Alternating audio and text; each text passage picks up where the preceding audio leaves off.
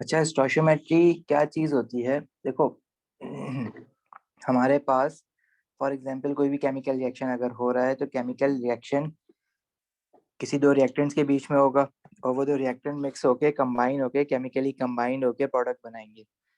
तो हम लोग कितना रिएक्टेंट लें और उससे कितना प्रोडक्ट बने उसको हम कहते हैं स्टोइशियोमेट्री। ये कैलकुलेशन सारी कि हमें अगर for example required amount of product बनाना है तो कितना रिएक्टेंट लेना चाहिए, और अगर फॉर एग्जांपल हमारे पास कुछ specific amount of reactant available है तो उससे प्रोडक्ट कितना बनेगा। जैसे ये काम हम लोग डेली लाइफ में अपने सराउंडिंग में कर रहे होते हैं ना। फॉर एग्जांपल अगर हमें कुकिंग करनी है तो हम लोग हर चीज़ मेजर करके करते हैं कि अगर इतना लोगों के लिए खाना बनाना है तो उसके लिए जो डिश बनानी है उसमें इंग्रेडिएंट्स जो है वो कितने कितने डलेंगे। तो वो एक स्टोइशियोमेट्री की एग्जांपल है। डायरेक्टली क्वेश्चंस पे चलते हैं। इसके इसके इसमें कुछ इस तरह की बैकग्राउंड नॉलेज तो नहीं है कि जिसको हमें पहले पढ़ना पड़े। तो डायरेक्टली इसके क्वेश्चंस पे जंप करते हैं और क्वेश्चन से हम लोग ये स्टोइशियोमेट्री सीखेंगे। फॉर एग्जांपल ये हमारे पास फर्स्ट क्वेश्चन है जो कह रहा है find out the mass of sulphur dioxide if 90 gram of sulphur is burned in excess of oxygen. तो पहले तो यहाँ पे हमारे पास ये इक्वेशन दी हुई है। अच्छा, अब मोस्टली क्वेश्चंस में आपको केमिकल इक्वेशन गिवन होगी और बैलेंस्ड केमिकल इक्वेशन गिवन होगी। बैलेंसिंग ऑफ केमिकल इक्वेशन हमने एलिमेंट मिक्सचर एंड कंपाउंड्स में देखा था।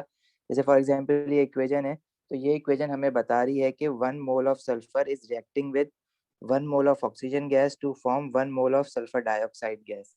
क्योंकि यहाँ पे कुछ नंबर नहीं लिखा हुआ, अगर नंबर कुछ भी नहीं लिखा होता तो उसका मतलब होता है कि ये 1 मोल है।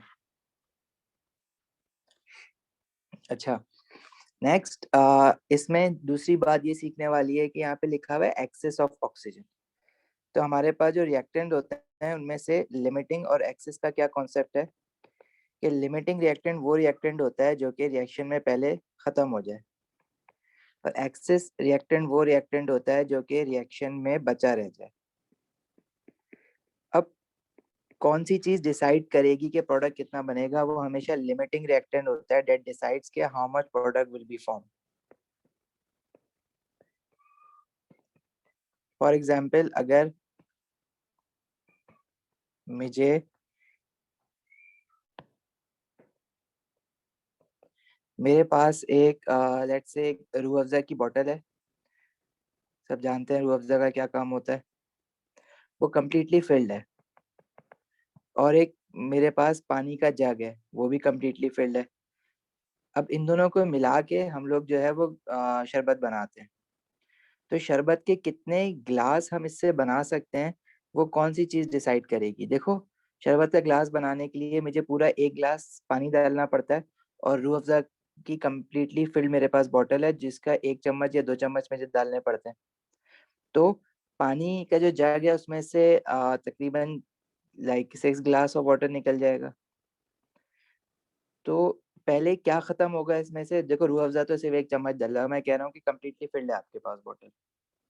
तो हमारे पास जो चीज़ पहले खत्म होगी वो लिमिटिंग रिएक्टेंट है। तो यहाँ पे वाटर जो है वो लिमिटिंग रिएक्टेंट है।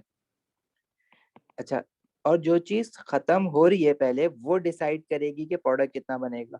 तो आप कितने शरबत के ग्लास बना सकते हो, वो कौन से रिएक्टेंट को देख के डिसाइड करोगे? जो पहले खत्म होगा, मतलब जो लिमिटिंग रिएक्टेंट होगा। मतलब इस केस में पानी डिसाइड करेगा कि शरबत के कितने ग्लास बन सकते हैं। तो लिमिटिंग रिएक्टेंट की ये इंपॉर्टेंस होती है। एक्सिस रिएक्टेंट को देख के या उसके अमाउंट को यूज करके हम कभी भी ये नहीं पता लगा सकते प्रोडक्ट क्या बनेगा, क्योंकि जो लिमिटिंग रिएक्टेंट है वो पहले खत्म हो जाएगा, और अगर एक रिएक्टेंट भी खत्म हो गया है, अगर रूह अफ़ज़ा और पानी में से कोई एक भी चीज खत्म हो गई है तो आप शरबत का ग्लास तो नहीं बना सकते। तो limiting reactant decides how much product will be formed.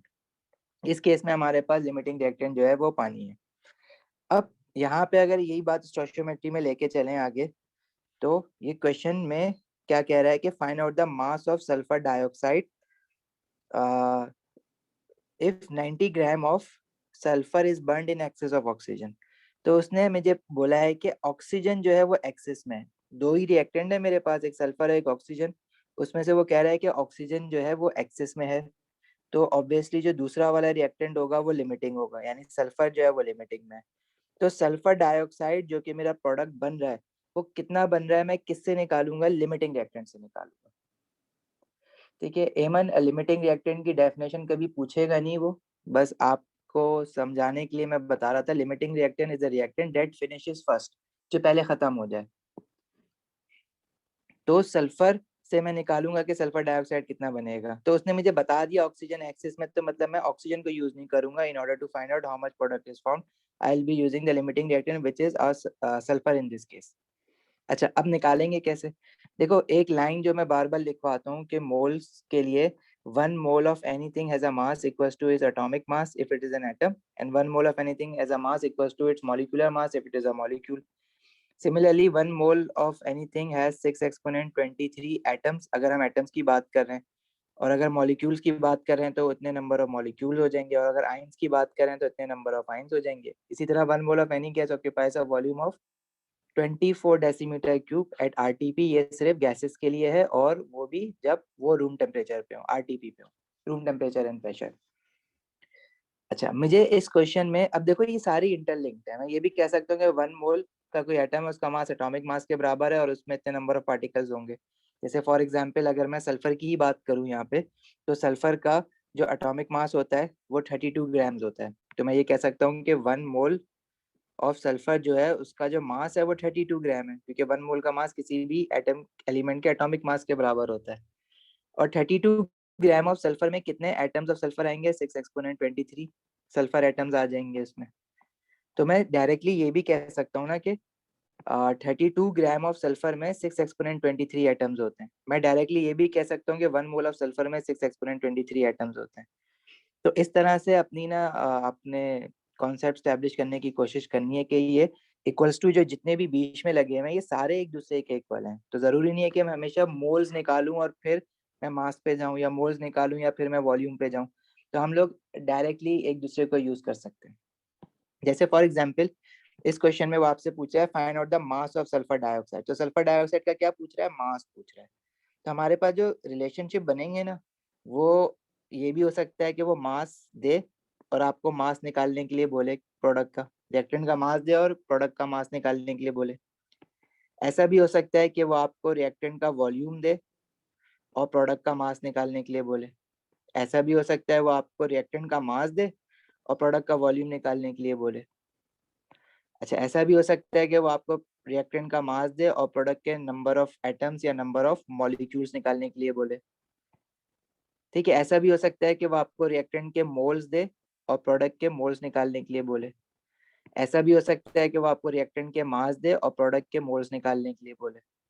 इसी तरह या रिएक्टेंट का मास दे और प्रोडक्ट के मोल्स निकालने के लिए बोले। अच्छा, ये तो हो गया, मतलब रिएक्टेंट के मोल्स दे और प्रोडक्ट का मास निकालने के लिए बोले। तो ये सारे डिफरेंट केसेस हमारे पास बनेंगे, और हम जो है ना डायरेक्टली ये रिलेशनशिप बना लेंगे, mass to mass, volume to mass, mass to volume. तो इनको हम सेग्रीगेट करके, कैटेगराइज करके अलग अलग टॉपिक बना के नहीं पढ़ेंगे, ये सारे हम एक साथ मिक्स करके पढ़ लेंगे। मुनीब बहुत कुछ तो नहीं हो सकता, बस यही हो सकता है जो लिखा है। इसके अलावा हाँ, वॉल्यूम टू मास भी हो सकता है, mass to volume, volume to moles भी हो सकता है। तो ये लिमिटेड हमारे पास केस बनेंगे, ऐसा नहीं है कि कुछ भी बन सकता है। वॉल्यूम टू मास है तो मोल्स, मोल्स टू वॉल्यूम भी हो सकता है, वॉल्यूम टू मोल्स भी हो सकता है। सही है। अच्छा, इस क्वेश्चन में क्या केस बन रहा है पहले तो हम वो बना लेंगे। वो पूछ रहा है mass of sulphur dioxide. Sulphur dioxide SO2 है जो कि प्रोडक्ट में है। उसका आपसे क्या पूछ रहा है? मास। तो उसका आपसे मास पूछ रहा है ना, तो इसको मैंने एक करने की टेक्निक ये निकाली हुई है कि सल्फर डाइऑक्साइड का मास पूछ रहा है तो उसके नीचे मैं एरो डाल के ना ऐसे मास की हेडिंग डाल देता हूँ। फिर 90 gram of sulphur is burn, sulphur reactant है, और उसका आपको क्या दिया हुआ है? उसका भी आपको मास दिया हुआ है। कैसे पता? 90 ग्राम, ग्राम मास का यूनिट होता है ना। तो रिएक्टेंट का भी आपको मास दिया हुआ है, तो मैं रिएक्टेंट जो सल्फर है उसके नीचे मैंने मास की हेडिंग डाल दी। दूसरा काम हम क्या करते हैं इसमें, एमन लिमिटिंग रिएक्टेंट, इस क्वेश्चन में तो आपको उसने खुद से बता दिया है कि एक्सिस ऑफ ऑक्सीजन है, मतलब अगर ऑक्सीजन एक्सिस में है तो सल्फर लिमिटिंग में होगा। हर क्वेश्चन में नहीं बताता, कुछ क्वेश्चन में फिर वो दोनों रिएक्टेंट्स के अमाउंट दे देता है। तो इसके बाद जो हम क्वेश्चंस करेंगे ना नेक्स्ट वर्कशीट में, वो ये वही वाली होगी कि पहले हमें पता लगाना पड़ेगा कि लिमिटिंग कौन सा है और एक्सेस कौन सा है। तो वो वाले केसेस भी हम करेंगे। पहले अभी सिंपल केसेस कर रहे हैं जिसमें हमें पता होता है कि लिमिटिंग कौन सा है, क्वेश्चन में हमें बता देता है। ठीक है। अच्छा, तो यहाँ पे हमने क्या करा, सल्फर डाइऑक्साइड के मास पूछा हुआ है तो उसके नीचे मैंने मास लिख दिया, सल्फर का मुझे मास दिया हुआ है तो उसके नीचे मैंने मास लिख दिया। नेक्स्ट हम क्या करेंगे, देखेंगे कि सल्फर के कितने मोल्स हैं। 1 mole of sulphur is producing 1 mole of sulphur dioxide as per equation. As per equation मैं क्यों कह रहा हूँ कि जो मुझे स्टोइचियोमेट्रिक इक्वेशन दी हुई है उसकी मैं बात कर रहा हूँ, इसको मैं कहता हूँ स्टोइचियोमेट्रिक इक्वेशन। सही है। अच्छा, अब सल्फर के 1 मोल लिखे हैं ना तो उसके नीचे 1 लिख दो, 1 ऐसे नीचे उतार दो। सल्फर डाइऑक्साइड का भी 1 मोल लिखा है उसके नीचे भी 1 उतार दो। लेकिन ये 1 तो मोल है, लेकिन आपने हेडिंग डाली हुई है मास की, आपने इसको मास बनाना है। तो सल्फर के 1 मोल का मास कितना होगा, सल्फर एटॉमिक फॉर्म में, तो 1 मोल ऑफ सल्फर का मास जो होगा उसके एटॉमिक मास के बराबर होगा जो कि 32 होता है। तो मैं इसको मास बनाने के लिए क्या करूंगा, इस 1 को इसके एटॉमिक मास से मल्टीप्लाई कर दूंगा। 1 मोल में 32 ग्राम्स होते हैं, अगर 2 मोल होता तो 2 इंटू 32 कर देता। तो ये हो जाएगा 1 into 32 gram of sulphur produces. अब सल्फर डाइऑक्साइड का भी मास बनाना है। सल्फर डाइऑक्साइड जो है वो मॉलिक्यूल है, तो मैं उसका मॉलिक्यूलर मास लूंगा। सल्फर एटम था तो एटॉमिक मास लिया, सल्फर डाइऑक्साइड मॉलिक्यूल है तो मैं इसका मॉलिक्यूलर मास लूंगा। और सल्फर डाइऑक्साइड का जो आप मॉलिक्यूलर मास निकालोगे वो कैसे निकालोगे, सल्फर होता है 32, एक सल्फर है, मॉलिक्यूलर मास निकालना है, ऑक्सीजन है 16, तो 2 इंटू 16 हो जाएगा। तो ये हमारे पास आ जाएगा 64 ग्राम। तो मैं यहाँ पे 1 into 64 grams of sulphur dioxide लिख दूंगा। तो ये चीज क्या कह रही है कि 32 ग्राम of sulphur produces 64 gram of sulphur dioxide. देखो ये जो पहली लाइन बनती है ना ये हमेशा इक्वेशन से बनती है, जो आपको केमिकल इक्वेशन दी हुई है या जो आपको स्टोइचियोमेट्रिक इक्वेशन दी हुई है। इसमें मैंने अभी तक कोई भी डाटा जो रिएक्टेंट का दिया हुआ है ना 90 ग्राम, जो सल्फर डाइऑक्साइड का मास दिया हुआ है, सल्फर का मास दिया हुआ है, मैंने अभी तक कुछ यूज नहीं करा है। मैंने इक्वेशन को देखा और इक्वेशन को देख के मैंने ये बनाया कि सल्फर के कितने मास से सल्फर डाइऑक्साइड का कितना मास प्रोड्यूस्ड होगा। अच्छा, ये जो इक्वेशन बनी है ना इसको मैं कहता हूँ ये मेरी रेसिपी है।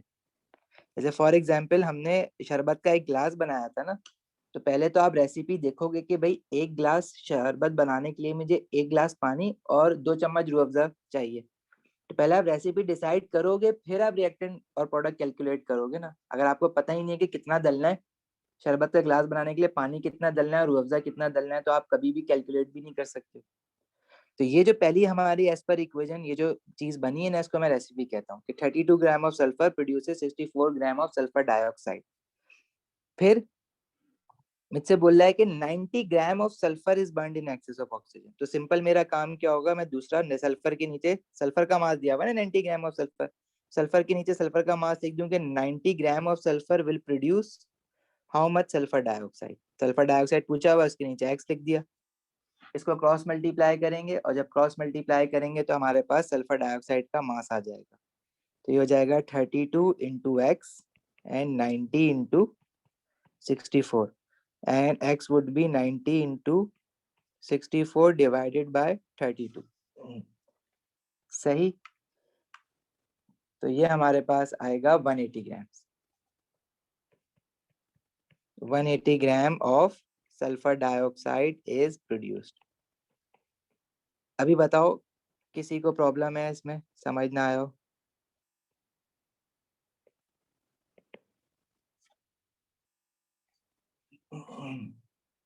जल्दी बताओ, नहीं तो फिर हम आगे बढ़ते हैं आगे नेक्स्ट क्वेश्चन पे। अभी ये पहला क्वेश्चन है और अगर थोड़ी बहुत कंफ्यूजन है तो वो क्लियर होती जाएगी। अभी आगे चलते हैं।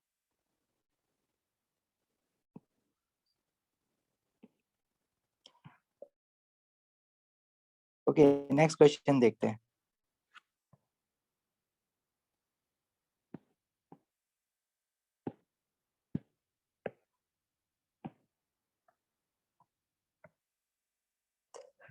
अच्छा, इस क्वेश्चन में कह रहा है find out the mass of calcium chloride. Calcium chloride ये रहा, इसका क्या कह रहा है, मास निकालो। तो इसके नीचे मुझे मास लिखना होगा। If 200 gram of calcium carbonate क्या है, CaCO3। अच्छा, अब ये जो फॉर्मूला है ना वो, अब देखो जैसे आप केमिस्ट्री पढ़ते जाओगे ना आगे तो आपको ये इन चीजों के फॉर्मूला पता होंगे। जैसे बहुत सारी चीजों की कार्बन डाइऑक्साइड वाटर वो आपको ऑलरेडी पता है, अमोनिया आपको पता है, बॉन्डिंग में देख चुके हो। लेकिन जैसे जैसे आप और आगे पढ़ते जाओगे, क्योंकि मोल जो है ना वो स्पेसिफिक नहीं है किसी एक चैप्टर के लिए, मोल जो है वो थ्रू आउट आपके पास सारे चैप्टर्स में आ रहा होगा। एटॉमिक स्ट्रक्चर में तो नहीं आया, लेकिन बॉन्डिंग से लेके ऑर्गेनिक केमिस्ट्री तक मोल्स का कुछ ना कुछ किसी भी चैप्टर से पार्ट बन जाता है, तो हर चैप्टर की इंफॉर्मेशन थोड़ी थोड़ी एक्सट्रैक्ट हो रही होगी। तो फिलहाल आपको ये तो मैं बताता जा रहा हूँ कि कैल्शियम कार्बोनेट इसमें से कौन सा है और कैल्शियम क्लोराइड इसमें से कौन सा है, लेकिन जैसे ही आप आगे 5-6 चैप्टर्स और पढ़ लोगे तो आपको ऑलरेडी ये बात चीजें ऑलरेडी पता होंगी। इस वक्त हम मोल्स की स्टोइचियोमेट्री की टेक्निक पे फोकस करते हैं। वो कह रहा है find out the mass of calcium chloride. Calcium chloride के मास की बात कर रहा है, तो मैंने कैल्शियम क्लोराइड के नीचे मास की हेडिंग डाल दी। If 200 gram of calcium carbonate is reacted with excess of hydrochloric acid, HCl होता है, हाइड्रोक्लोरिक एसिड होता है HCl, वो एक्सेस है तो मतलब मैं उसको यूज नहीं करूंगा प्रोडक्ट निकालने के लिए। मैं किसको यूज करूंगा? कैल्शियम कार्बोनेट को, जो दूसरा रिएक्टेंट है। अब कैल्शियम कार्बोनेट का मुझे क्या दिया हुआ है, देखो उसका भी 200 ग्राम्स लिखा हुआ है ना, मतलब उसका भी मास दिया हुआ है, तो उसके नीचे भी मैं मास की हेडिंग डाल दूंगा। जी मुनीब, कैलकुलेटर सारे पेपर्स में अलाउ है केमिस्ट्री के। अब देखो 1 मोल ऑफ कैल्शियम कार्बोनेट से 1 मोल ऑफ कैल्शियम क्लोराइड बन रहा है। अब ये जरूरी है कि हमारे पास बैलेंस्ड इक्वेशन हो, और मोल्स के 98% क्वेश्चंस में ना आपको बैलेंस्ड इक्वेशन मिलती है। कुछ क्वेश्चंस में आपको बनानी पड़ जाती है इक्वेशन, जैसे ये वाली जो इक्वेशन है ना, ये जब आप एसिड एंड बेसिस पढ़ लोगे तो आपको बहुत अच्छे से ये इक्वेशन, बैलेंस्ड इक्वेशन बनाना आ चुकी हुई होगी। लेकिन फिलहाल क्योंकि हमने पढ़ा नहीं है अभी एसिड एंड बेसिस, इसलिए हम लोगों ने, हमारे पास ये बैलेंस्ड केमिकल इक्वेशन हमारे सामने है। अच्छा, दूसरा स्टेप मेरा क्या होता है कि जो मोल लिखे हुए हैं वो मैं ऐसी यहाँ नीचे उतार दो। अच्छा, अब दोनों के मुझे मासेस बनाना है, तो मासेस बनाने के लिए मुझे, अब कैल्शियम कार्बोनेट एक कंपाउंड है या मॉलिक्यूल है, तो उसका मुझे मॉलिक्यूलर मास निकालना पड़ेगा। कैल्शियम कार्बोनेट का जब मैं मॉलिक्यूलर मास निकालूंगा तो कैल्शियम होता है 40, कार्बन होता है 12, ऑक्सीजन होता है 16, तो 3 × 16 ये आ जाता है 100 ग्राम। तो मैं यहाँ पे 100 ग्राम of calcium carbonate will produce, कितना कैल्शियम क्लोराइड बनाएगा, इसका भी मास निकालेंगे, क्योंकि मॉलिक्यूलर मास निकालेंगे क्योंकि ये भी एक मॉलिक्यूल है। तो ये आएगा कैल्शियम इज 40, क्लोरीन इज 35, तो 2 × 35.5 दैट वुड बी 111 ग्राम्स। तो 100 ग्राम of calcium carbonate produce 1 × 111 gram of calcium chloride. ये मेरे पास रेसिपी बन गई कि जब भी मैं 100 ग्राम ऑफ कैल्शियम कार्बोनेट लूंगा, उससे 111 ग्राम ऑफ कैल्शियम क्लोराइड बनेगा। ये मेरी रेसिपी है। बस जिस, अगर तुम रेसिपी तक पहुंच गए हो सही से, तो बाकी दूसरा काम बड़ा आसान है, वो मैथमेटिकल है। कह रहे find out the mass of calcium chloride, 200 gram of calcium carbonate is use. तो कैल्शियम कार्बोनेट के नीचे अब 200 ग्राम ऑफ कैल्शियम कार्बोनेट से कितना कैल्शियम क्लोराइड बन सकता है वो निकाल लो। क्रॉस मल्टीप्लाई करो, 100 × x, 200 × 111, सही। तो ये आ जाएगा हमारे पास 222 ग्राम of calcium chloride is produced. Problem किसी को? सभी 180 आ रहा है।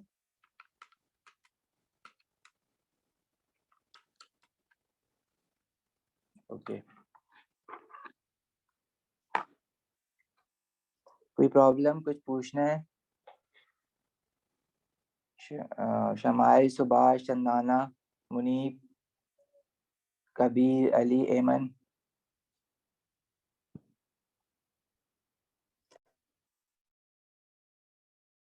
चलो मूविंग ऑन, क्वेश्चन 3 देखते हैं इसका।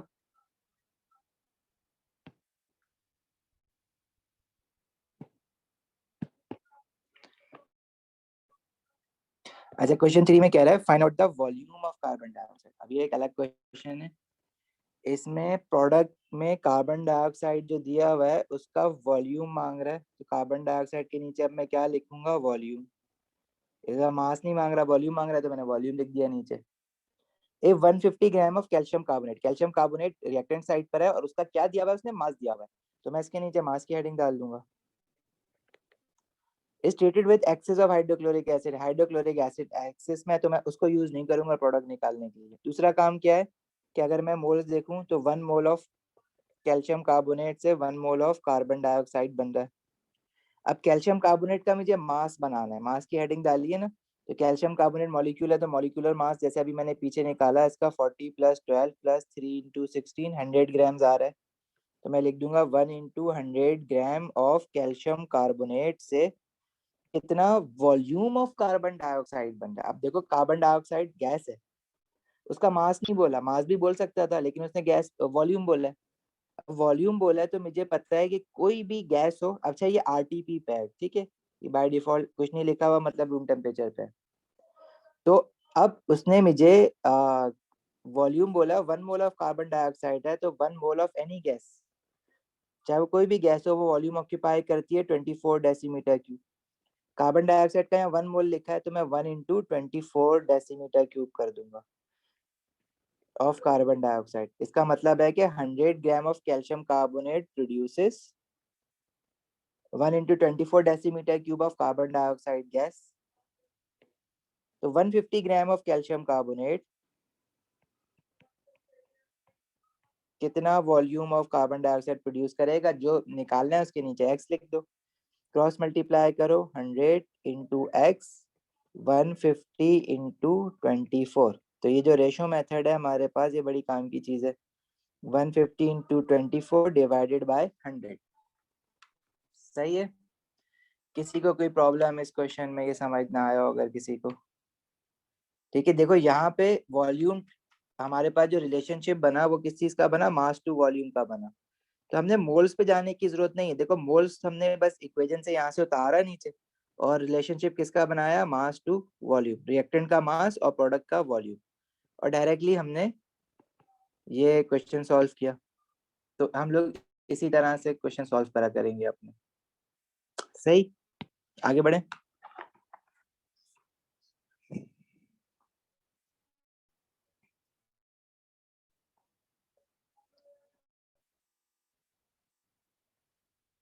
अच्छा जी, अब देखो ये वाला जो क्वेश्चन है हमारे पास, इसमें कह रहा है find out the mass of water produced if 2.5 moles of oxygen are reacted with excess of hydrogen। Hydrogen excess में, यानी मैं उसको यूज नहीं करूंगा। वाटर का क्या मांग रहा है, mass of water produce, water product side पर है और उसका मास मांग रहा है, तो उसके नीचे मैंने मास की हेडिंग डाल दी। और किससे कैलकुलेट करना है, ऑक्सीजन से निकालना है, क्योंकि हाइड्रोजन तो कह दिया एक्सेस में, और ऑक्सीजन का क्या दिया, मैं मोल्स दिए मैं इस बार, ऑक्सीजन के मास और वॉल्यूम नहीं दिया, ऑक्सीजन के मोल्स दिए मैं, तो ऑक्सीजन के नीचे मैं मोल्स की हेडिंग डाल दूंगा। और इक्वेशन में ऑक्सीजन के 1 मोल से वाटर के 2 मोल्स बनना है, तो मैं जो नीचे उतारूंगा ऑक्सीजन के साथ 1 मोल और वाटर के साथ 2 मोल। तो 1, अच्छा अब ऑक्सीजन के हेडिंग क्या डाली है, मोल्स की ना, तो अब मोल्स बनाना है। तो मोल्स बनाने के लिए अब आपको किसी चीज से मल्टीप्लाई करने की जरूरत नहीं है, क्योंकि ऑलरेडी मोल्स ही है ना, वो 1 जो आपने नीचे उतारा है वो मोल उतारा है। तो आपने आगे कुछ करने की जरूरत नहीं है, ऑक्सीजन के साथ आप वैसे ही लिख दोगे 1 मोल ऑफ ऑक्सीजन से कितना वाटर प्रोड्यूस हो रहा है। अब वाटर का क्या बनाना है, मास बनाना है। वाटर मॉलिक्यूल है तो उसका मॉलिक्यूलर मास निकालोगे, मॉलिक्यूलर मास ऑफ वाटर कैसे निकालोगे, हाइड्रोजन होता है 1, 2 × 1 + 16 18 ग्राम्स। तो 2 × 18 ग्राम्स, तो मोल तो 2 है, तो 2 मोल ऑफ वाटर का मास कितना होगा, जो 1 मोल का मास होता है वाटर के मॉलिक्यूलर मास के इक्वल, दैट इज 18, तो 2 मोल्स का 2 × 18, तो 2 × 18 gram of water. 1 mole of oxygen produces 2 × 18 gram of water. ये हमारे पास रेसिपी बन गई। फिर पूछा क्या है क्वेश्चन में, 2.5 मोल्स ऑफ ऑक्सीजन से कितना वाटर बनेगा, तो 2.5 मोल ऑफ ऑक्सीजन से वाटर कितना बनेगा, वो x, इसको क्रॉस मल्टीप्लाई करोगे तो 1 × x 2.5 × 2 × 18, तो यह आ जाएगा 2.5 × 2 × 18 डिवाइडेड बाय 1। सही, तो यह आ रहा है 90 ग्राम ऑफ वाटर। क्लियर है यहाँ तक?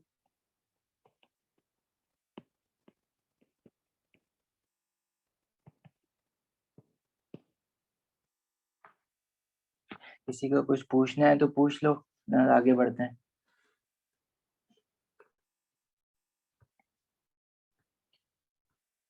अच्छा जी, इस क्वेश्चन में CH4 is methane reacting with 2 mole of oxygen to produce carbon dioxide and water। ये इक्वेशन भी हम लोग बहुत डिटेल में पढ़ेंगे ऑर्गेनिक केमिस्ट्री में कैसे बनती है।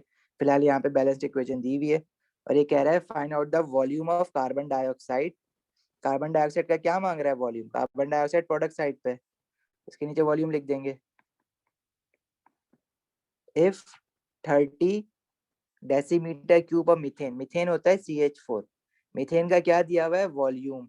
अभी देखो इसमें परेशान नहीं होना कि हमें कैसे पता कि मीथेन CH4 होता है, पता चल जाएगा आगे।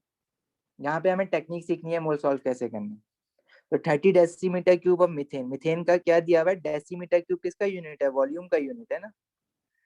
तो मीथेन का वॉल्यूम दिया हुआ है, तो उसके नीचे आप वॉल्यूम की हेडिंग डाल दोगे। Is completely burn in excess of oxygen, मतलब मैं ऑक्सीजन एक्सेस में ऑक्सीजन को यूज नहीं करूंगा प्रोडक्ट निकालने के लिए। और दूसरा काम क्या है कि मीथेन का 1 मोल है, कार्बन डाइऑक्साइड का भी 1 मोल है, दोनों गैसेज हैं। ठीक है, मीथेन और कार्बन डाइऑक्साइड दोनों की दोनों गैसेज होती हैं। पता, ये बात भी आप लोगों को समझ आ जाएगी आगे जाके, अभी मैं बता रहा हूँ। ये दोनों गैसेज होती हैं, कार्बन डाइऑक्साइड और मीथेन। अब वॉल्यूम बनाना है उसका, दोनों के 1 1 मोल है, तो 1 mole of any gas has a volume of 24, तो 1 into 24 decimetre cube of carbon dioxide से कितना वॉल्यूम, सॉरी मीथेन से 1 mole of 1 into 24 decimetre cube of methane से कितना वॉल्यूम ऑफ कार्बन डाइऑक्साइड बन रहा है? 1 into 24 decimetre cube of carbon dioxide बन रहा है। तो 30 डेसीमीटर क्यूब ऑफ मीथेन से कितना कार्बन डाइऑक्साइड बनेगा? x, इसको क्रॉस मल्टीप्लाई करो, 24 into x, 30 into 24, तो ये बन जाएगा 30 decimetre cube of CO2 produced. सही।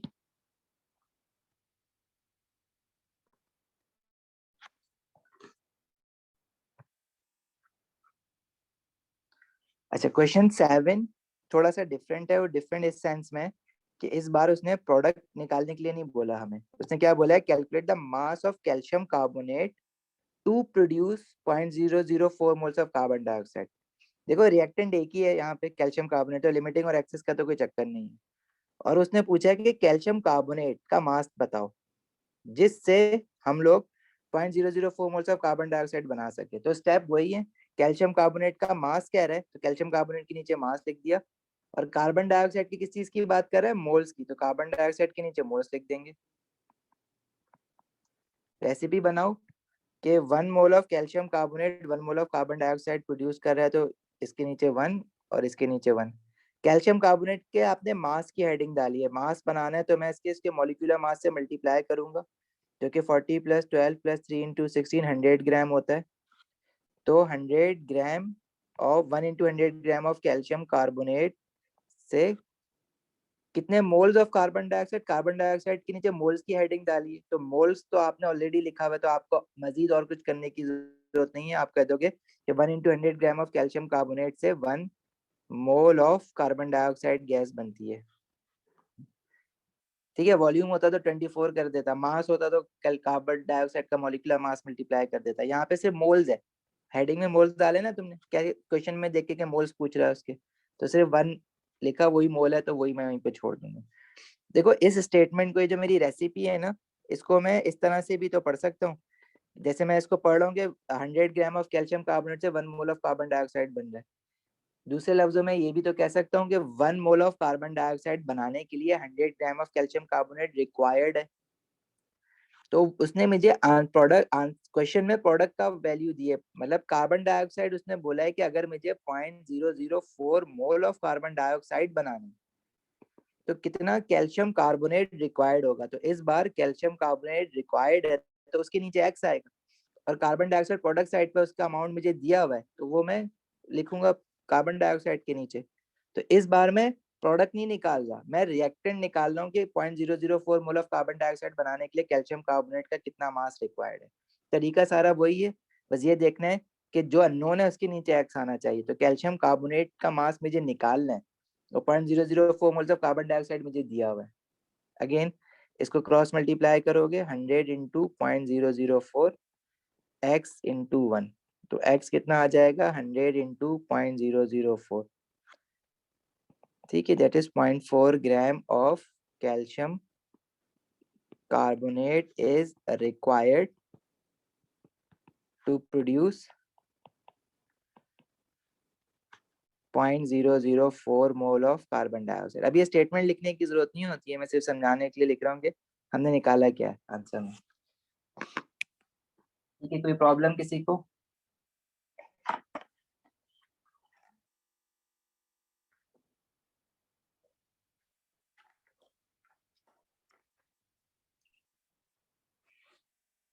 आगे चलें, कुछ पूछना है किसी को?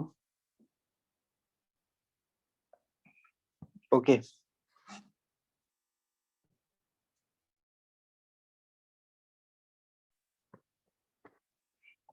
अच्छा, अब अगर फॉर एग्जांपल मुझे वो नहीं बताता कि मेरे पास लिमिटिंग रिएक्टेंट कौन सा है और एक्सेस रिएक्टेंट कौन सा है, तो मैं क्या करूंगा?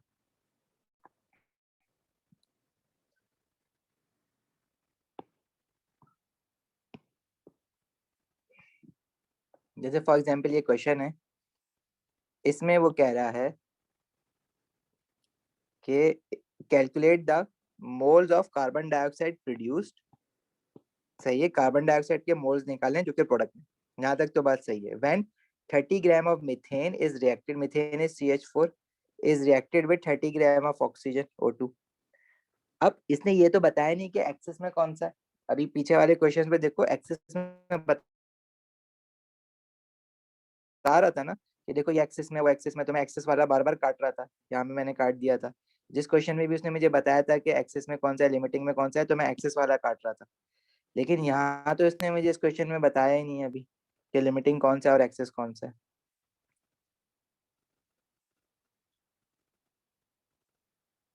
तो इस क्वेश्चन में पहले मुझे ये डिसाइड करना पड़ेगा कि लिमिटिंग रिएक्टेंट कौन सा और एक्सेस रिएक्टेंट कौन सा है, क्योंकि मैं लिमिटिंग रिएक्टेंट को यूज करके प्रोडक्ट निकालूंगा।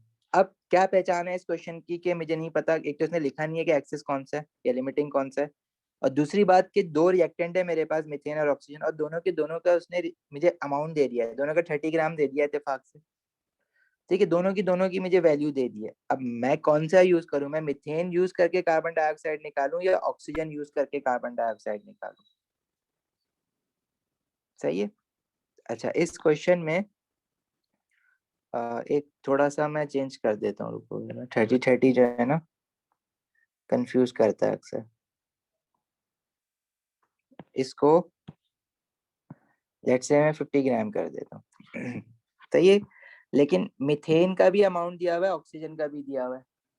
अब मैं अपना फाइन प्रोडक्ट किससे निकालूं, मीथेन से या ऑक्सीजन से? पहले मुझे ये डिसाइड करना पड़ेगा, और वो मैं डिसीजन किस बेसिस पे लूंगा? मैं लिमिटिंग रिएक्टेंट निकाल के देखूंगा। और लिमिटिंग रिएक्टेंट कैसे निकाल के देखेंगे? देखो, ये जो रिएक्शन हो रहा है वो CH4 और ऑक्सीजन के बीच में हो रहा है, और क्या बना रहा है? Carbon dioxide and 2 mole of water. तो अगर मैं रिएक्टेंट साइड पे देखूं तो मीथेन और ऑक्सीजन है। इसने मुझे मीथेन का भी मास दिया हुआ है और ऑक्सीजन का भी मास दिया हुआ है, तो मैं मीथेन के नीचे मास की हेडिंग डाल देता हूँ ऐसे, और ऑक्सीजन के नीचे भी मास की हेडिंग डाल देता हूँ अक्सर, क्योंकि दोनों इसका उसने मास दिया हुआ है। अच्छा, फिर मीथेन का 1 मोल है, ऑक्सीजन का 2 मोल है, तो मैं इसका जो है वो 1 मोल यहाँ पे नीचे कॉपी कर दूंगा, और ऑक्सीजन का 2 मोल है तो 2 मोल नीचे कॉपी कर दूंगा। मीथेन का मुझे मास बनाना है। अब 1 मोल का मास किसी भी मॉलिक्यूल के मॉलिक्यूलर मास के बराबर होता है। अब मैं मीथेन का मॉलिक्यूलर मास निकालूंगा तो कार्बन का होता है 12, ऑक्सीजन का होता है 1, तो सॉरी हाइड्रोजन का होता है 1। 12 प्लस 4 इंटू 1, ये टोटल 16 होता है। तो इसको मैं ये कह सकता हूँ कि 1 इंटू 16 ग्राम ऑफ मीथेन। अब देखो, प्रोडक्ट की हम बात ही नहीं कर रहे कि प्रोडक्ट बन रहा है या कौन बना रहा है, कितना बना रहा है। मैं ये कह रहा हूँ कि 16, मैं दोनों रिएक्टेंट का रिलेशनशिप बना रहा हूँ कि 16 ग्राम ऑफ मीथेन रिक्वायर्स, मतलब 16 ग्राम ऑफ मीथेन को कितना ऑक्सीजन रिक्वायर्ड है। ऑक्सीजन का मास, ऑक्सीजन के भी मास की बात कर रहा है, मास की हेडिंग डाली है। तो ऑक्सीजन एक O2 मॉलिक्यूल है, उसका मॉलिक्यूलर मास कितना होगा? 2 इंटू 16, 32 ग्राम। और 2 मोल्स है, तो 2 मोल्स के साथ मैं 32 ग्राम लिख दूंगा। तो ये स्टेटमेंट क्या बनेगी? 16 ग्राम of methane requires 2 into 32 gram of oxygen. ठीक है, ये भी एक तरह की रेसिपी है कि अगर फॉर एग्जाम्पल, मतलब मुझे क्या कहते हैं, अगर मीथेन कितना मैं लूं और कितने ऑक्सीजन से रिएक्ट करेगा, अगर इनकेस मुझे 1 मोल ऑफ कार्बन डाइऑक्साइड बनाना है तो उसके लिए कितना मीथेन और कितना ऑक्सीजन रिक्वायर्ड है। तो 16 ग्राम of methane requires 2 into 32 gram of oxygen. ठीक है, यहाँ तक तो बात समझ आई। अब देखो उसने मुझे क्वेश्चन के अंदर दिया हुआ है 30 ग्राम ऑफ मीथेन और 50 ग्राम ऑफ ऑक्सीजन। तो मैं इनमें से किसी एक के लिए भी देख लूं कि 30 ग्राम ऑफ मीथेन के लिए ऑक्सीजन कितना रिक्वायर्ड है। अब देखो ये गिवन है। गिवन क्या मतलब, जरूरी नहीं है कि 30 ग्राम ऑफ मीथेन और 50 ग्राम ऑफ ऑक्सीजन पूरा का पूरा रिएक्ट हो जाए, दोनों खत्म हो जाए। ऐसा बिल्कुल नहीं है। जैसे रूह अफ़ज़ा पानी की एग्जांपल ली थी, तो क्या आपने हर हाल में जबरदस्ती सारा का सारा रूह अफ़ज़ा खत्म करना है? नहीं। अगर पानी पहले खत्म हो जाएगा तो रूह अफ़ज़ा कहाँ डालोगे? इसी तरह इनमें से कोई एक रिएक्टेंट क्या पता पहले खत्म हो जाए, और वो पहले खत्म हो जाएगा तो वो लिमिटिंग रिएक्टेंट होगा, रिएक्शन तो रुक जाएगा। तो ये जो उन्होंने मुझे क्वेश्चन में अमाउंट दिए हुए ना, ये तो मुझे बताया जैसे मीथेन 30 ग्राम है, जैसे एक बॉटल रूह अफ़ज़ा की थी, और ऑक्सीजन 50 ग्राम है, जैसे पानी का एक जग था। अब वो सारा का सारा दोनों तो रिएक्ट होके खत्म नहीं होंगे ना, कोई एक खत्म होगा उसमें से। तो ये तो गिवन है मेरे पास कि ये इतना तो है। अब इससे कितना आप बना सकते हो? तो मेरी जो रेसिपी है वो कहती है कि 16 ग्राम ऑफ मीथेन से 2 into 32 ग्राम ऑफ ऑक्सीजन उसको रिक्वायर्ड होता है। अगर 16 ग्राम ऑफ मीथेन को रिएक्ट करवाना है तो 2 into 32 gram of oxygen required है। तो मैं कहता हूँ कि चलो मुझे 30 ग्राम ऑफ ऑक्सीजन दिया हुआ है उसमें, तो अगर मैं ये चेक कर लूँ कि 30 ग्राम ऑफ मीथेन को रिएक्ट करवाने के लिए कितना ऑक्सीजन रिक्वायर्ड है, वो एक्स है। वो निकाल के देख लेते हैं कि कितना रिक्वायर्ड है। 30 इंटू 2 इंटू 32 एक्स इंटू 16, तो ये आ जाएगा 30 इंटू 2 इंटू 32 डिवाइडेड बाय 16। तो ये निकालोगे, ये हमारे पास आ रहा है 120 ग्राम ऑफ ऑक्सीजन। ऑक्सीजन के नीचे एक्स रखा है ना, 120 ग्राम ऑफ ऑक्सीजन रिक्वायर्ड। अच्छा, ऑक्सीजन जो है इसको मैं ऐसे करके लिख रहा हूँ, 120 ग्राम ऑक्सीजन जो है ना वो रिक्वायर्ड है। मतलब अगर मुझे 30 gram of methane completely react करवाना है तो 120 ग्राम ऑफ ऑक्सीजन मेरे पास होना चाहिए है। मीथेन के लिए मैं क्यों बात कर रहा हूँ, क्योंकि मैंने मीथेन की जो वैल्यू गिवन है ना 30 ग्राम, उसको यूज करते हुए चेक करा कि ऑक्सीजन कितना रिक्वायर्ड है। In order to completely react 30 gram of methane we need 120 gram of oxygen. ठीक है, मतलब ऑक्सीजन कितना रिक्वायर्ड है, 120 ग्राम। सही है। तुम्हें मैंने दिया हुआ कितना है ऑक्सीजन, 50 ग्राम। अब अगर मीथेन आपको कंप्लीटली रिएक्ट करवाना है तो मैं आपको कह रहा हूँ कि मुझे 120 ग्राम ऑफ ऑक्सीजन दो, आप लेके बैठे वो 50 ग्राम। तो क्या मैं अपना पूरा का पूरा मीथेन रिएक्ट करवा सकता हूँ आपसे ऑक्सीजन के साथ? नहीं करवा सकता, क्योंकि 30 ग्राम ऑफ मीथेन अगर मुझे पूरा रिएक्ट करवाना है तो 120 ग्राम ऑफ ऑक्सीजन मुझे चाहिए, आपके पास है ही नहीं। तो मेरा मीथेन बचा रह जाएगा ना। ठीक है, और ऑक्सीजन पहले खत्म हो जाएगा, और जब ऑक्सीजन पहले खत्म हो जाएगा तो ऑक्सीजन लिमिटिंग कहलाएगा। तो अगर ये बात तुम लोगों को अभी फिल वक्त समझ नहीं आ रही है, तो इसका ना मैं याद करने का एक तरीका बता देता हूँ कि आपने यहाँ पे जो भी चीज निकाली है ना, अगर आपने मीथेन का मास रख दिया और ऑक्सीजन का मास कैलकुलेट किया एक्स में, तो वो रिक्वायर्ड मास है ऑक्सीजन का। ठीक है। अच्छा, ऑक्सीजन का गिवन मास क्वेश्चन में कितना है, 50 ग्राम। तो this is 50 gram which is given. आपका जो रिक्वायर्ड है वो गिवन से ज्यादा है। तो जब भी उस रिएक्टेंट का रिक्वायर्ड गिवन से ज्यादा होगा तो वो रिएक्टेंट लिमिटिंग में होगा। मतलब R ग्रेटर देन G होगा तो वो लिमिटिंग में होगा, ये याद कर लो। अगर उल्टा होगा, रिक्वायर्ड लेस देन गिवन है, मतलब चाहिए आपको कम, पड़ा हुआ आपके पास बहुत सारा है तो बचा रह जाएगा, तो वो चीज एक्सेस में होगी। तो आप अगर सिर्फ इतना याद कर लो, R greater than G is equal to L, तो उल्टा क्या हो जाएगा, R less than G is equal to E। सही, अगर रिक्वायर्ड ग्रेटर देन गिवन है तो वो रिएक्टेंट जो है वो लिमिटिंग में। तो लिमिटिंग में क्या है, ऑक्सीजन है। क्योंकि R ग्रेटर देन G आ रहा है ना, रिक्वायर्ड ज्यादा है, गिवन कम है आपके पास। मतलब अगर आपको 30 gram of methane completely react कराना है तो you need 120 gram of oxygen, but you do not have 120 gram of oxygen, you just have 50 gram of oxygen. So methane will stay, methane रह जाएगा कुछ ना कुछ, और ऑक्सीजन सारा का सारा कंज्यूम हो जाएगा, क्योंकि 30 ग्राम ऑफ मीथेन को 120 ग्राम ऑफ ऑक्सीजन चाहिए। एक ऑक्सीजन 50 ग्राम था, वो खत्म हो गया, बीच में मीथेन पड़ा रह गया, मीथेन बचा रह गया, तो मीथेन किस में हुआ, एक्सेस में हुआ। और जो एक्सेस होता है उसको आप यूज नहीं करते हो, आप लिमिटिंग यूज करते हो। अब कितने लोगों को ये बात यहाँ तक बिल्कुल नहीं समझ आई है? जिनको बिल्कुल नहीं समझ आई है ना वो बताओ। थोड़ी बहुत जिसको आ गई है सही है, आगे वाले क्वेश्चन में और आ जाएगी।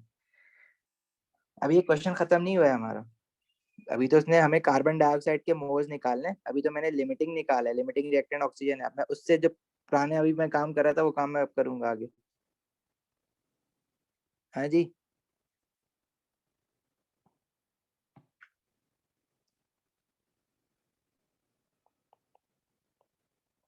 कोई किसी को कुछ पूछना है? कोई कोई कंफ्यूजन नहीं है किसी को?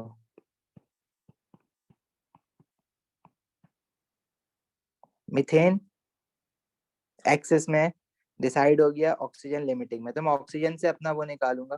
क्या निकालना है? Calculate the moles of carbon dioxide, carbon dioxide के मोल्स निकालने हैं, उसके नीचे मैंने मोल्स लिख दिया।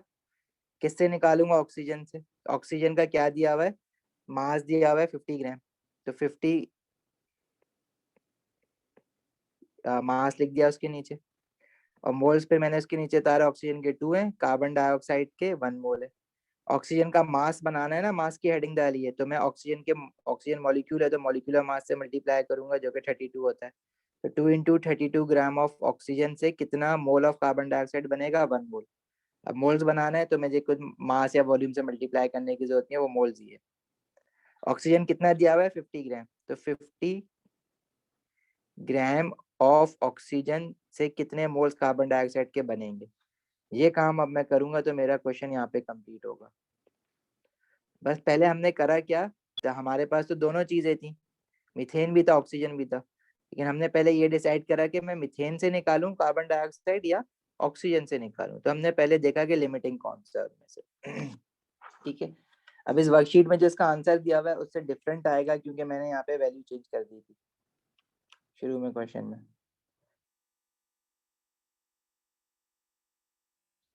सही है। तो ये 0.78 समथिंग आ रहा है, 0.78 मोल।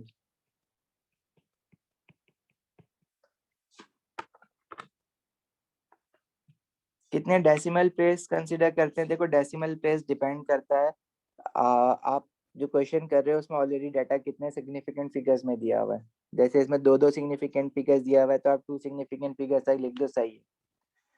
ठीक है। अगर क्वेश्चन में वो एक्सप्लिसिटली स्टेट ना कर दे कि इतने डेसिमल प्लेस में you have to give the answer, then you are bound to give the answer into those decimal places. Otherwise, if you give two decimal places, that would be okay. 3 दे दो तो 3 तक चल जाएगा, 3 तक भी मसला नहीं। 4 दोगे तो वो आंसर तो आपका सही होगा, लेकिन वो आप खामखाई में लंबी एक्टिविटी कर रहे होगे। लेकिन 2 या 3 तो आप देना। किसी को कुछ पूछना है इसमें, आगे बढ़े?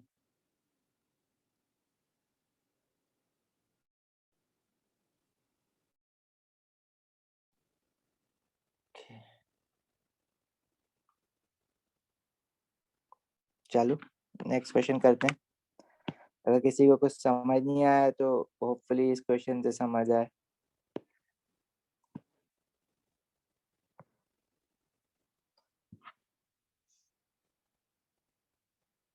जी मैं करवा रहा हूँ। अच्छा, कह रहा है calculate the volume of sulphur trioxide, sulphur trioxide is SO3 product में जो है प्रोड्यूस्ड, वॉल्यूम पूछ रहा है इसका, सही है। तो इसके नीचे मैं वॉल्यूम लिख दूंगा, लेकिन अभी नहीं लिख रहा, रीजन क्योंकि पहले मैं लिमिटिंग और एक्सेस निकालूंगा। If 90 gram of sulphur dioxide, sulphur dioxide जो है वो SO2 है, रिएक्टेंट साइड पे 90 ग्राम उसका मास दिया हुआ है, is reacted with 2.5 moles of oxygen. Oxygen के मोल्स दिए हुए हैं। अब जरूरी नहीं है कि दोनों रिएक्टेंट का मास ही दे आपको, वो मास मास भी दे सकता है, मास वॉल्यूम भी दे सकता है, वॉल्यूम मोल्स भी दे सकता है, मास वॉल्यूम मोल्स वॉल्यूम कुछ भी दे सकता है। मतलब ये जो कॉम्बिनेशन हमने शुरू में डिस्कस किए थे ना, उन्हीं में से कुछ दे सकता है। जैसे फॉर एग्जाम्पल खाना बनाते वक्त आप 1 कप पानी और 1 चम्मच क्या कहते हैं, 1 चम्मच नमक तो पानी एक अलग क्वांटिटी ग्लास में मेजर हो रहा है, कप, ठीक है, और नमक जो है वो चम्मच से मेजर हो रहा है। इसी तरह जरूरी नहीं है कि हमेशा मास मास ही कंपेयर करवाए, मास और वॉल्यूम भी करवा सकते हैं, मास और मोल्स करवा रहा है इस क्वेश्चन में। अब मुझे नहीं पता, मेरे पास रिएक्टेंट में देखो क्या क्या है, सल्फर डाइऑक्साइड है, उसका उसने मुझे मास दिया हुआ है 90 ग्राम, ठीक है। और दूसरा रिएक्टेंट जो है मेरे पास ऑक्सीजन है, ऑक्सीजन के उसने मुझे मोल्स दिए हुए हैं, कितने, 2.5 मोल। दोनों रिएक्टेंट का अमाउंट दिया हुआ है, अब मुझे क्या पता इनमें से एक्सेस में कौन सा है, लिमिटिंग में कौन सा है। मैं सल्फर ट्राइऑक्साइड प्रोडक्ट किससे निकालूं, सल्फर डाइऑक्साइड से, ऑक्सीजन से। तो पहले मैं ये निकालूंगा कि इसमें से लिमिटिंग कौन सा है, और वो मैं कैसे निकालूंगा। तो पहले इस इक्वेशन के जो रिएक्टेंट साइड पे जो चीजें दी हुई है ना, मैं उसके साथ देखूंगा। अच्छा, सल्फर डाइऑक्साइड का क्या दिया हुआ है, मास दिया हुआ है ना, तो सल्फर डाइऑक्साइड के नीचे तो मैंने मास की हेडिंग डाल दी। ऑक्सीजन का क्या दिया हुआ है, मोल्स दिए हुए हैं, तो ऑक्सीजन के नीचे मैंने मोल्स की हेडिंग डाल दी। फिर दूसरा काम क्या होता है, जो इक्वेशन में मोल्स लिखे हैं ना, वो पहले मैं ऐसे ही नीचे उतार देता हूँ। ऑक्सीजन के साथ 1 लिखा है, सल्फर डाइऑक्साइड के साथ 2 लिखा है। सल्फर डाइऑक्साइड का मुझे मास बनाना है, तो मैं इसका, अब जाहिर है मॉलिक्यूल है तो मॉलिक्यूलर मास लूंगा, सल्फर 32, ऑक्सीजन 2 इंटू 16, तो ये हो जाता है 64। तो 2 इंटू 64 ग्राम सल्फर डाइऑक्साइड को कितना मोल ऑफ ऑक्सीजन रिक्वायर्ड है, 2 into 64 gram sulphur dioxide requires how many moles of oxygen. Oxygen के मोल्स की हेडिंग डाली ना, तो मोल्स ही लिखूंगा, मास पास या वॉल्यूम नहीं बनाऊंगा। तो 1 मोल ही लिखा हुआ है डायरेक्टली, तो मैं बस यहीं पे रोक दूंगा, 1 मोल ऑफ ऑक्सीजन। तो 2 into 64 gram of sulphur dioxide require 1 mole of oxygen. अच्छा, अब मेरे पास सल्फर डाइऑक्साइड का मास भी है, ऑक्सीजन के मोल्स भी हैं। अब आपकी मर्जी है, आप ये देखना चाहो कि 90 ग्राम ऑफ सल्फर डाइऑक्साइड को ऑक्सीजन के कितने मोल्स रिक्वायर्ड हैं, तो भी चलेगा। अगर आप ये देखना चाहो कि ऑक्सीजन के 2.5 मोल को कितना सल्फर डाइऑक्साइड का मास रिक्वायर है, तो भी तुम्हारा क्वेश्चन हो जाएगा। ठीक है, अब जैसे फॉर एग्जांपल मैं कहूँ कि अगर मैं पूछूं कि भाई 2 into 64 gram of sulphur dioxide को 1 मोल ऑफ ऑक्सीजन रिक्वायर्ड है, तो 90 ग्राम ऑफ सल्फर डाइऑक्साइड को कितने मोल्स ऑफ ऑक्सीजन रिक्वायर्ड होगा, वो एक्स है। इसको क्रॉस मल्टीप्लाई करोगे तो ये तुम्हारे पर रिक्वायर्ड ऑक्सीजन आ जाएगा first reacting 90 gram of sulphur dioxide. तो ये आ जाएगा 1 into 90 x into 2 into 64, 2 into 64 divided by 90, ये हमारे पास बनेगा 1 पॉइंट, अच्छा उल्टा हो गया, 90 डिवाइडेड बाई 2 डिवाइडेड बाई 64, तो ये बनेगा 0.703 मोल।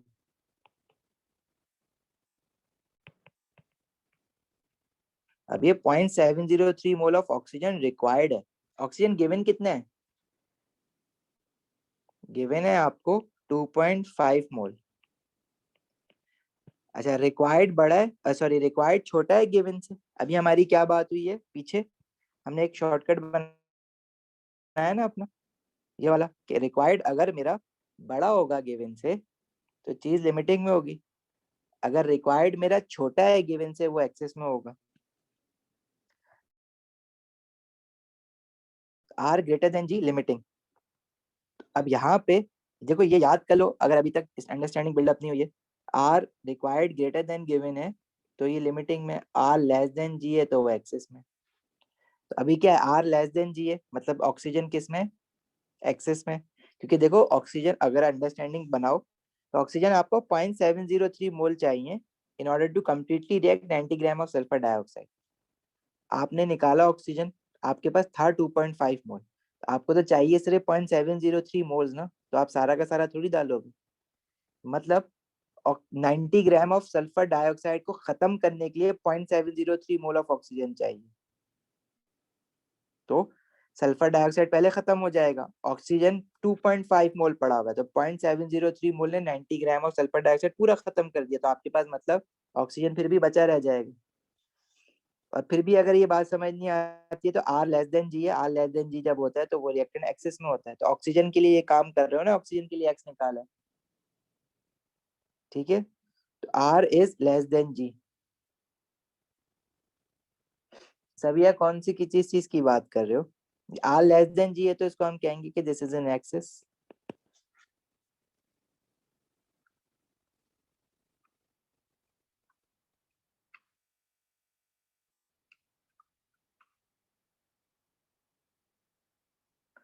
अगर मास यूज करें, अच्छा अभी हम मास यूज करते हैं, पहले ये वाला कर दो कि अगर हम रिक्वायर्ड लेस देन गिवन है तो ऑक्सीजन जो है, ये ऑक्सीजन के लिए कर रहे हैं ना काम, ये एक्स किसके नीचे लिखा है, ऑक्सीजन के नीचे।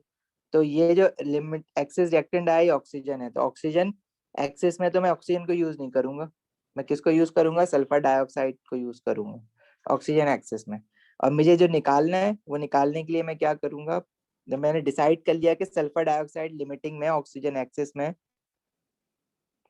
तो अब मैं सल्फर डाइऑक्साइड से अपना सल्फर डाइऑक्साइड का जो भी निकालना है ना वो मैं सल्फर डाइऑक्साइड से निकालू। अच्छा, क्या कह रहा है, calculate the volume of sulphur trioxide, sulphur trioxide का वॉल्यूम निकालना है तो उसके नीचे मैंने वॉल्यूम लिख दिया। सल्फर डाइऑक्साइड का क्या दिया हुआ है, मास दिया हुआ है, तो उसके नीचे मैंने मास लिख दिया, 90 ग्राम दिया हुआ है ना सल्फर डाइऑक्साइड का मास। दूसरा काम क्या है, इनके मोल जो है वो इनके मैं नीचे लिख दूंगा। सल्फर डाइऑक्साइड का मास बनाना है, सल्फर डाइऑक्साइड का मॉलिक्यूलर मास होता है 64, तो 2 into 64 gram of sulphur dioxide से कितना सल्फर ट्राइऑक्साइड प्रोड्यूस होगा उसका वॉल्यूम बनाना है। 2 मोल का वॉल्यूम कैसे बनाएंगे, गैस है, 2 into 24 decimetre cube of sulphur trioxide produce होगी। तो 90 ग्राम ऑफ सल्फर डाइऑक्साइड से कितना सल्फर ट्राइऑक्साइड का वॉल्यूम प्रोड्यूस होगा, इसको क्रॉस मल्टीप्लाई करो, 90 into 2 into 24 x into 2 into 64, इसका आंसर बताओ क्या आ रहा है।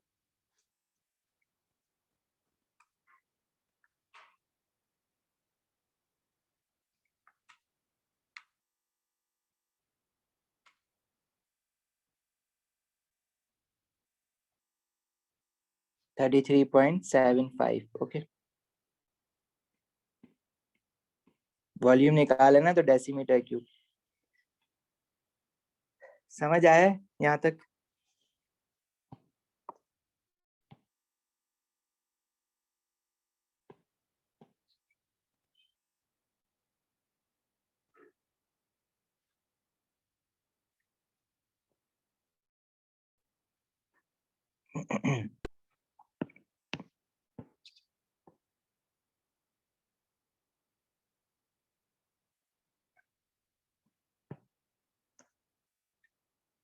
अच्छा, अब लेट से जो दूसरी बात हम लोग कर रहे हैं ना, वो हम लोग क्या कह रहे हैं कि जब हम लिमिटिंग और एक्सेस निकाल रहे हैं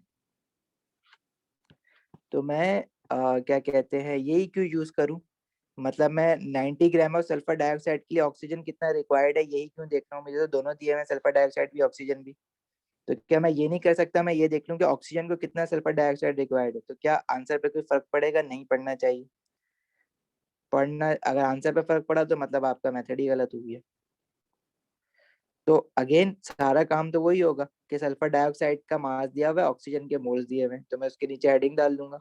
फिर यहाँ पे इसके 2 मोल्स हैं, इसके 1 मोल है, तो 2 मोल ऑफ सल्फर डाइऑक्साइड मतलब मास, इसका मास बनाना है तो मॉलिक्यूलर मास से मल्टीप्लाई करूंगा। 2 into 64 gram of sulphur dioxide require 1, oxygen के मोल बनाना है तो बस यहीं पे 1 मोल ऑफ ऑक्सीजन। अब अगर मैं ये देखूं कि 2.5 मोल ऑफ ऑक्सीजन को कितना सल्फर डाइऑक्साइड रिक्वायर्ड है, तो अब सल्फर डाइऑक्साइड की रिक्वायरमेंट चेक कर रहे हो आप, तो इससे निकालोगे तो ये सल्फर डाइऑक्साइड रिक्वायर्ड कितना आ जाएगा, तो क्रॉस मल्टीप्लाई करो, 2 इंटू 64 इंटू 2.5 एक्स इंटू 1, तो ये हमारे पास आ रहा है 320। तो 3 सल्फर डाइऑक्साइड का क्या मास निकलेगा ना, ये मास के नीचे मास लिखा है, तो 320 ग्राम ऑफ सल्फर डाइऑक्साइड ये रिक्वायर्ड है। ठीक है, और सल्फर डाइऑक्साइड गिवन कितना है मुझे, 90 ग्राम गिवन है क्वेश्चन में। तो required less than, sorry required greater than given है, तो जब भी रिक्वायर्ड ग्रेटर देन गिवन होता है, सबिया जब भी रिक्वायर्ड ग्रेटर देन गिवन होता है तो वो लिमिटिंग में होता है, तो यहाँ से भी सल्फर डाइऑक्साइड ही लिमिटिंग में आ रहा है ना। सल्फर डाइऑक्साइड ही हमने लिमिटिंग लिया था ना, और ऑक्सीजन अभी भी एक्सेस में ही रहेगा। सही है। तो लिमिटिंग अभी भी सल्फर डाइऑक्साइड है, मतलब आपने 90 ग्राम ऑफ सल्फर डाइऑक्साइड से फिर निकालना होगा, बाकी दूसरा काम तो वो यही होगा। जब आपने डिसाइड कर लिया कि सल्फर डाइऑक्साइड लिमिटिंग है, तो उससे फिर सल्फर ट्राइऑक्साइड कितना बन रहा है वो आप निकालोगे। कुछ लोग गलती क्या करते हैं, जो 320 ग्राम निकाले ना, इससे निकालने बैठ जाते हैं कि यहाँ पे 90 लिखने के बजाय कुछ लोग 320 लिख देते हैं। तो वो गलती इसलिए है क्योंकि 320 ग्राम तो रिक्वायर्ड है, लेकिन है थोड़ी तुम्हारे पास 320 ग्राम, तुम्हें तो दिया ही सिर्फ 90 ग्राम है ना, तो आप 90 ग्राम से निकालोगे। अच्छा जी।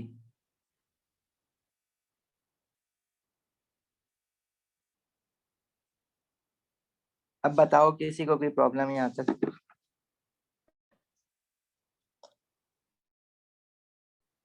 बाकी आपके पास इस वर्कशीट में वर्कशीट 1 हम कर चुके थे, 2 और 3।